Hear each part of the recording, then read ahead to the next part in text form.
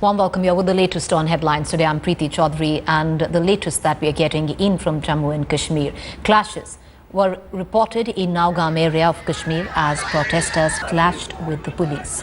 Now these clashes broke out despite curfew being imposed in several parts of the capital Srinagar. Curfew was clamped after 2 civilians were killed by the army in Budgam on Monday afternoon. An FIR has been registered against the 53 Rashtriya Rifles after 2 jawans of the unit opened fire on a speeding Maruti car. The army claims the occupants did not stop when ordered at a checkpoint. The army says it has ordered an inquiry into the incident and those found guilty will be severely dealt with. The Defence Minister has also promised a fair inquiry. I'd like to cut across to my colleague Shujaul Haq, who's joining us live on the incident that has taken place. Shuja, can you take us through the protests that have erupted in Nowgam area? Well, Preeti, there have been protests right from the morning when the funeral of these 2 boys was taking place in this in their vicinity. And what we are witnessing even now, we are standing at Nowgam Chowk only, and there are continuous reports of protests going on right behind me. This is one of the outer cordons where the deployment has also been made. There is very heavy presence of security forces, which includes the local police as well as the paramilitary forces. They're trying their level best to calm the people down and disperse those people who have been coming out for protests and stone pelting. Tear gas shells have been lobbed at various places, and even lathi charges were carried out. But very situation at this moment on the ground, we are still not very sure whether all the protesters have gone back to their houses. There are various places inside this Nowgam area, from small little lanes. There are boys coming out and pelting stones at security forces, which security forces are having very difficult time to handle this. But so far there hasn't been any information of any injuries or casualties.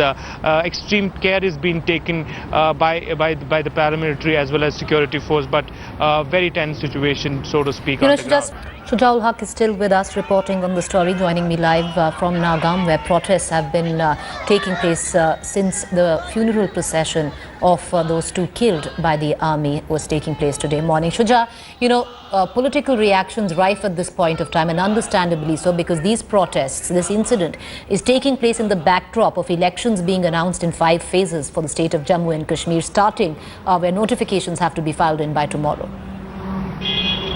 Well, that's right, Preeti, and there couldn't have been a worse time for an incident like this. The valley is at this moment very sensitive, and considering the fact that today is Muharram as well, the sensitivities are automatically increased. That's probably the reason the authorities had also today imposed curfew in at least 6 police station areas of the old city of Srinagar, which apart from the Nowgam area where we are standing right now.